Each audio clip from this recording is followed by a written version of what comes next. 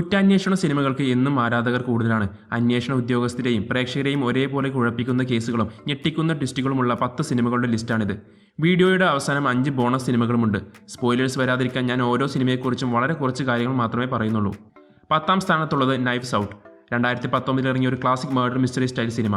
കുറ്റാന്വേഷണ കഥകൾ എഴുതുന്ന ധനികനായ ഒരു നോവലിസ്റ്റ് അദ്ദേഹത്തിന്റെ 85ാം പിറന്നാൾ പാർട്ടിക്ക് ശേഷം മരണപ്പെടുന്നു. പോലീസ് അതൊരു ആത്മഹത്യയായി വിധിയെഴുതുന്നു. എന്നാൽ ഒരു അജ്ഞാതന്റെ ആവശ്യപ്രകാരം ഒരു പ്രൈവറ്റ് ഡിറ്റക്റ്റീവ് കേസ് അന്വേഷണം ഏറ്റെടുക്കുന്നു. തുടർന്നുള്ള അന്വേഷണമാണ് സിനിമയുടെ കഥ. ഡിറ്റക്റ്റീവ് ബെനോയിറ്റ് ബ്ലാങ്കായി ഡാനിയൽ ക്രെയ്ഗാണ് കേസ് അന്വേഷിക്കുന്നത്. കൊല്ലപ്പെട്ട ആളെ വധിക്കാൻ ഫാമിലിയിലെ ഓരോരുത്തർക്കും കാരണമുണ്ട് എന്ന രീതിയിൽ കേസ് ആദ്യം മുതൽ തന്നെ ഇൻട്രസ്റ്റിംഗ് ആയി മുന്നോട്ട് പോകുന്നു. സാധാരണ ഇൻവെസ്റ്റിഗേഷൻ ത്രില്ലർ പോലെ അല്ലാതെ ഇതിൽ കുറച്ച് ബ്ലാക്ക് കോമഡി എലമെന്റ്സ് ഉണ്ടെന്നത് ഒരു പ്രത്യേകതയാണ്. അഗത ക്രിസ്റ്റിയുടെ ഒക്കെ നോവൽ തരുന്ന ഒരു ഫീൽ സിനിമ നമുക്ക് നൽകും. വളരെ കുറച്ച് കഥാപാത്രങ്ങൾ മാത്രമുള്ളതുകൊണ്ട് പ്രേക്ഷകർക്കും അന്വേഷണത്തിൽ കൂടെ ചേരാൻ കഴിയുന്നുണ്ട്. ഒടുക്കം നല്ല ട്വിസ്റ്റ് ഉണ്ടെന്ന് പ്രത്യേകം പറയണ്ടല്ലോ. 9ാം സ്ഥാനത്തുള്ളത് the girl with the dragon tattoo. ഈ സിനിമയിലും ഡാനിയൽ ക്രെയ്ഗ് തന്നെയാണ് നായകൻ. ഒരു പ്രശസ്ത ജേർണലിസ്റ്റായ മിക്കായൽ ബ്ലോങ്ക്വിസ്റ്റ് ഒരു ബിസിനസ്മാനെതിരെയുള്ള കേസ് തോൽക്കുകയും തന്റെ കരിയർ തന്നെ അവസാനിക്കുമെന്ന ഘട്ടത്തിൽ എത്തി നിൽക്കുകയാണ്. അതേസമയം ലിസ്ബത്ത് സ്ലാൻഡർ എന്നൊരു ഹാക്കർ മിക്കായലിനെ കുറിച്ച് ഹെൻറിക് വാങ്ങർ എന്നൊരു ധനികനായ ആൾക്ക് വേണ്ടി വിവരങ്ങൾ ശേഖരിക്കുന്നു. ഹെൻറിക് വാങ്ങർ മിക്കായലിന് ഒരു ഓഫർ നൽകുന്നു.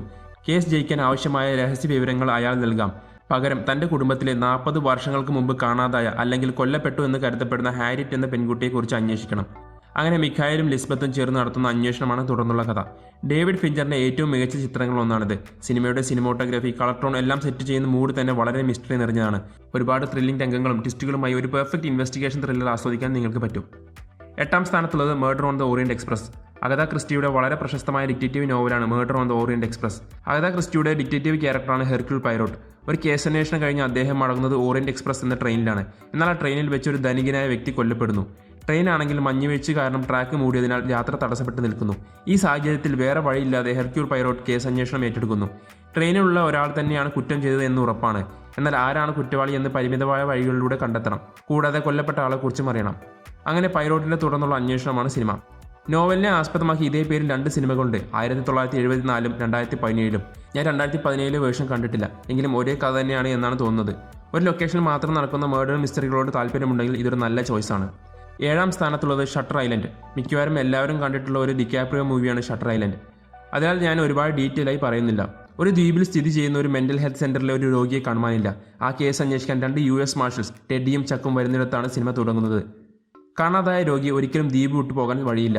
എന്നാൽ ആശുപത്രിയിലെ പല കാര്യങ്ങളും വളരെ അസാധാരണമായി തോന്നുന്ന ഇവർക്ക് തുടർന്നുള്ള അന്വേഷണം പ്രതീക്ഷിച്ച പോലെ സുഗമമാവില്ല. ആശുപത്രിയെക്കുറിച്ചും അവിടെയുള്ള മറ്റുള്ളവരെക്കുറിച്ചുമുള്ള തുടർന്നുള്ള ഇവരുടെ അന്വേഷണമാണ് സിനിമയുടെ കഥ. സാധാരണ ഡിറ്റക്റ്റീവ് സിനിമകളുമായി തട്ടിച്ചു നോക്കിയാൽ ട്രീറ്റ്മെന്റിൽ വേറിട്ട് നിൽക്കുന്ന സിനിമയാണിത്. അതുകൊണ്ടാണ് വളരെ മികച്ച സിനിമയായിട്ട് കൂടി 7ാം സ്ഥാനത്ത് നിൽക്കുന്നത്. 6ാം സ്ഥാനത്തുള്ളത് പ്രിസണേഴ്സ്. ഹ്യൂ ജാക്ക്മാൻ, ജെയ്ക്ക് ജില്ലൻഹാൾ എന്നിവർ കേന്ദ്ര കഥാപാത്രങ്ങളായി വന്ന ഈ സിനിമ ഒരു കുറ്റാന്വേഷണ സിനിമയ്ക്ക് വേണ്ട എല്ലാ ചേരുവയും ഉള്ളതാണ്. ഒരു ചെറിയ ടൗണിലെ 2 കുടുംബങ്ങൾ താങ്ക്സ് ഗിവിംഗ് ആഘോഷിക്കുന്നതിനിടയിൽ അവരുടെ 2 പെൺമക്കളെ കാണാതാവുന്നു. കേസ് അന്വേഷിക്കുന്നത് ഡിറ്റക്റ്റീവ് ലോക്കി. ഒരു ക്യാമ്പിംഗ് ബസ്സിലാണ് ഇവരെ തട്ടിക്കൊണ്ടുപോയത് എന്ന് വിവരം ലഭിക്കുന്നു. തുടർന്ന് പോലീസ് ആ ബസ് കണ്ടെത്തുന്നു. എന്നാൽ ഒരു തെളിവും കിട്ടുന്നില്ല. തുടർന്ന് കേസ് എങ്ങും എത്താതെ നിൽക്കുമ്പോൾ കുട്ടികളിൽ ഒരാളുടെ അച്ഛനായ കെല്ലർ സ്വയം തന്റെ മകളെ കണ്ടെത്താൻ തീരുമാനിക്കുന്നു. തുടർന്ന് നടക്കുന്ന സംഭവങ്ങളാണ് സിനിമയുടെ കഥ. 2 മാനസികാവസ്ഥ ഉള്ളവർ ഒരേ കേസ് അന്വേഷിച്ചാലുള്ള രീതിയിലെ വ്യത്യാസവും ഒരച്ഛന്റെ ദേഷ്യവും ഭയവും കാരണം എടുക്കുന്ന തീരുമാനങ്ങളും നമുക്ക് ഈ സിനിമയിൽ കാണാം. ഇമോഷണൽ രംഗങ്ങളും അതേസമയം ഒരു റിയലിസ്റ്റിക് കുറ്റാന്വേഷണ സിനിമയുടെ എല്ലാ എലമെന്റ്സും ഉള്ള ഒരു അസാധ്യ സിനിമയാണ് പ്രിസണേഴ്സ്. 5ാം സ്ഥാനത്തുള്ളത് ഡേവിഡ് ഫിഞ്ചറിന്റെ മറ്റൊരു ചിത്രമായ സോഡിയാക്.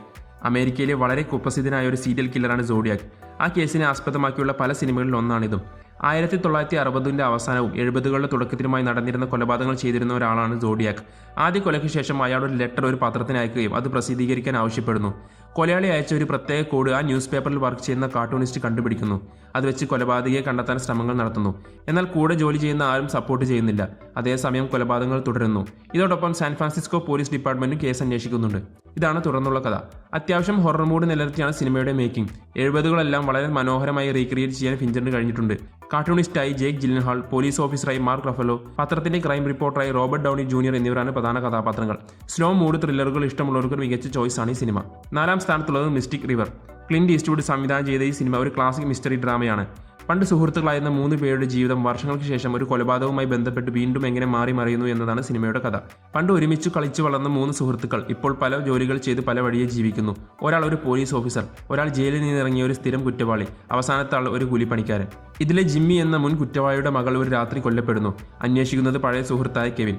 എന്നാൽ ജിമ്മി ആർക്കും വേണ്ടി കാത്തിരിക്കാതെ തന്റെ കഴിവും പഴയ ബന്ധങ്ങളും വെച്ച് കേസ് അന്വേഷിക്കുന്നു. അതേസമയം മൂന്നാമത്തെ ആൾ ഡേവ് ആ രാത്രി കയ്യിൽ ഒരു മുറിവുമായി കയറി വന്നത് അയാളുടെ ഭാര്യ കാണുന്നു. ശേഷം ഈ കേസ് അന്വേഷണവും ഇത് ഈ 3 പേരുടെ ജീവിതത്തെ എങ്ങനെ ബാധിക്കുന്നു എന്നതുമാണ് സിനിമയുടെ തുടർന്നുള്ള കഥ.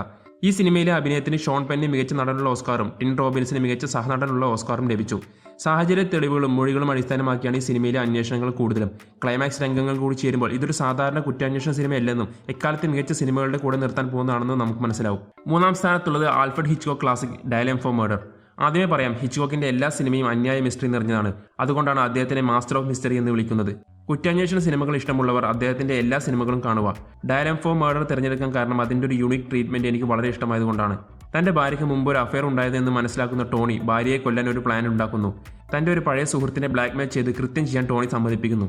ടോണി ഭാര്യയുടെ പഴയ കാമുകന്റെ കൂടെ രാത്രി പാർട്ടിക്ക് പോകും. ആ സമയം കൂട്ടുകാരൻ ഭാര്യയെ കൊല്ലണം. അങ്ങനെ തനിക്ക് കൊലപാതകത്തിൽ പങ്കില്ലെന്ന് തെളിയിക്കാൻ ടോണിക്ക് കഴിയും. പക്ഷേ പ്ലാൻ അത്ര സ്മൂത്തായി നടക്കില്ല. തുടർന്ന് നടക്കുന്ന സംഭവങ്ങളാണ് സിനിമയുടെ കഥ. ഓരോ നിമിഷവും പ്രേക്ഷകരെ ത്രില്ലടിപ്പിച്ചാണ് സിനിമയുടെ പോക്ക്. വളരെ സിമ്പിൾ കാര്യങ്ങൾ മാത്രം ഉൾക്കൊള്ളിച്ചുകൊണ്ടുള്ള പഴുതടച്ച സ്ക്രിപ്റ്റ് തന്നെയാണ് സിനിമയുടെ ഹൈലൈറ്റ്. ഈ സിനിമ കണ്ടാൽ പിന്നെ ഹിച്ച്കോക്കിന്റെ എല്ലാ സിനിമകളും തേടിയെടുത്ത് കാണാൻ തോന്നും. കൂടുതലും ഒരു വീട്ടിൽ മാത്രം നടക്കുന്ന കഥ എങ്ങനെ ചെറിയ തീം കൊണ്ട് പ്രേക്ഷകരെ എൻഗേജ് ചെയ്യിക്കാം എന്നതിന് ഉത്തമ ഉദാഹരണമാണ്. മർഡർ മിസ്റ്ററി എന്ന് കേൾക്കുമ്പോൾ എൻ്റെ മനസ്സിൽ ആദ്യം വരുന്ന സിനിമയാണ് ഡയലം ഫോർ മർഡർ. 2-ാം സ്ഥാനത്തുള്ളത് സൈലൻസ് ഓഫ് ദ ലാംബ്സ്. ഏറ്റവും പോപ്പുലറായ ഇൻവെസ്റ്റിഗേഷൻ ത്രില്ലറുകളൊന്ന്. ഹാനിബൽ ലെക്ടർ എന്ന വിഖ്യാത സീരിയൽ കില്ലർ ക്യാരക്ടറെ നൽകിയ സിനിമ. സ്ത്രീകളെ കൊല്ലുകയും അവരുടെ തൊലി ഉരിയുകയും ചെയ്യുന്ന ബഫലോ ബിൽ എന്നൊരു സീരിയൽ കില്ലർ FBI മൊത്തം കുഴപ്പിക്കുകയാണ്. അയാളെ പിടിക്കാൻ ഇപ്പോൾ ജയിലിൽ കിടക്കുന്ന ഹാനിബൽ ലെക്ടർ എന്നൊരു സീരിയൽ കില്ലറുടെ സഹായം തേടാൻ FBI തീരുമാനിക്കുന്നു. അതിനായി സ്റ്റാർലിംഗ് എന്ന FBI ട്രെയിനി അയാളെ കാണാൻ അയക്കുന്നു. ശേഷം ഹാനിബലിനെ സ്റ്റാർലിംഗ് കാണുന്നതും അയാളുടെ സഹായത്തോടെ ബഫലോ ബില്ലിനെ പിടിക്കാൻ ശ്രമിക്കുന്നതുമാണ് സിനിമയുടെ കഥ. 1991 ഇറങ്ങിയ സിനിമയിലെ സ്റ്റാർലിംഗും ഹാനിബൽ ലെക്ടറും തമ്മിൽ കാണുന്ന സീൻ വളരെ പ്രശസ്തമാണ്. വളരെ ചുരുങ്ങിയ സ്ക്രീൻ ടൈം മാത്രമേ ഉള്ളൂവെങ്കിലും ഹാനിബൽ ലെക്ടർ എന്ന വേഷത്തിന് ആന്റണി ഹോപ്കിൻസിന് മികച്ച നടനുള്ള ഓസ്കാർ ലഭിച്ചു. ഹൊറർ നല്ല രീതിയിൽ ഉപയോഗിച്ച ചിത്രത്തിൽ ക്രൈം സീനുകൾ വളരെ നന്നായി കാണിച്ചിട്ടുണ്ട്. എക്കാലത്തെയും മികച്ച സിനിമകളുടെ ലിസ്റ്റിൽ മാത്രമല്ല, മികച്ച കഥാപാത്രങ്ങളുടെ ലിസ്റ്റിൽ ഹാനിബൽ ലെക്ടറും മുന്നിൽ തന്നെ ഉണ്ടാവും. ഒരു സിനിമാ പ്രേമി തീർച്ചയായും കണ്ടിരിക്കേണ്ട ഒരു സിനിമയാണിത്. ഇനി ആദ്യം പറഞ്ഞ ബോണസ് സിനിമകൾ. Gone baby gone. ഒരു കുട്ടിയെ തട്ടിക്കൊണ്ടുപോയ കേസ് 2 പ്രൈവറ്റ് ഇൻവെസ്റ്റിഗേറ്റേഴ്സ് അന്വേഷിക്കുന്നു. Death on the Nile. Murder on the Orient എക്സ്പ്രസിന്റെ അതേ ശൈലിയിലുള്ള മറ്റൊരു അഗത ക്രിസ്റ്റി നോവലിന്റെ സിനിമ. ഇതിൽ കൊലപാതകം കപ്പലിൽ നടക്കുന്നു എന്ന വ്യത്യാസം. The usual suspects. എക്കാലത്തെയും ഏറ്റവും മികച്ച ടെസ്റ്റുള്ള സിനിമ. ഒരു ഹാർബറിൽ നടക്കുന്ന സ്ഫോടനത്തിൽ രക്ഷപ്പെട്ട ആൾ പോലീസ് കണ്ടിട്ടില്ലാത്ത ഒരു ഡോണിനെ പിടിക്കാൻ പോലീസിനെ സഹായിക്കുന്നതാണ് കഥ. In the heat of the night. ഒരു ചെറിയ ടൗണിലെ കൊലപാതകം അന്വേഷിക്കാൻ വരുന്ന ഒരു കറുത്തവർഗ്ഗക്കാരനായ പോലീസ് ഓഫീസർ നേരിടുന്ന റേസിസമാണ് പ്രധാന തീം. Dirty Harry. സോഡിയ കില്ലറിന്റെ മറ്റൊരു വേർഷൻ. ഇതിൽ ആക്ഷനും ചേസിംഗും ഒക്കെ ഉണ്ട്. ക്ലിന്റ് ഈസ്റ്റ്വുഡാണ് നായകൻ. 1-ാം സ്ഥാനത്തുള്ളത് ബ്രാഡ് പിറ്റ്, മോർഗൻ ഫ്രീമാൻ എന്നിവർ പ്രധാന കഥാപാത്രങ്ങളായി വന്ന 7. ഡേവിഡ് ഫിഞ്ചറിന്റെ ഈ ലിസ്റ്റിലെ 3-ാമത്തെ സിനിമ. ഇതും ഒരു സീരിയൽ കില്ലറെ പിന്തുടരുന്ന സിനിമയാണ്. റിട്ടയർ ആകാൻ പോകുന്ന ഡിറ്റക്റ്റീവ് സോമോസാറ്റും പുതുതായി സ്റ്റേഷനിൽ എത്തിയ ഡേവിഡ് മിൽസും ചേർന്ന് ഒരു സീരിയൽ കില്ലറെ പിടിക്കാൻ നടത്തുന്ന ശ്രമങ്ങളാണ് സിനിമയുടെ കഥ. ക്രിസ്ത്യൻ വിശ്വാസത്തിലുള്ള 7 പാപങ്ങളെ അടിസ്ഥാനമാക്കി ഈ കൊലയാളി തന്റെ ഓരോ ഇരയെയും തിരഞ്ഞെടുക്കുന്നത്. അവരെ കൊല്ലുന്നതും വളരെ ക്രൂരമായ രീതിയിൽ. ഇനിയും കൊലകൾ തുടരുന്നതിന് മുമ്പ് എങ്ങനെയെങ്കിലും അയാളെ കണ്ടെത്തുക എന്നതാണ് ഇവരുടെ ലക്ഷ്യം. 2 പോലീസുകാരുടെയും പേഴ്സണൽ ജീവിതവും സിനിമയിൽ ഒരു വിഷയമാകുന്നുണ്ട്. ഡേവിഡ് ഫിഞ്ചറിന്റെ പെർഫെക്ഷനിസ്റ്റ് സ്റ്റൈലിൽ തന്നെയാണ് സിനിമ നിർമ്മിച്ചിരിക്കുന്നത്. അതുകൊണ്ട് തന്നെ ക്രൈം സീനുകൾ വളരെ റിയലിസ്റ്റിക്കും അതേസമയം കണ്ടിരിക്കാൻ ബുദ്ധിമുട്ടുള്ളതുമാണ്. ഈ സിനിമയുടെ പാറ്റേണിൽ പിന്നീട് പല സിനിമകളും പല ഭാഷകളിലും വന്നിട്ടുണ്ട്. അതുകൊണ്ടാണ് ഈ സിനിമ ഒരു ബെഞ്ച് മാർക്കാണെന്ന് എനിക്ക് തോന്നിയതും 1-ാം സ്ഥാനത്ത് നിൽക്കുന്നതും.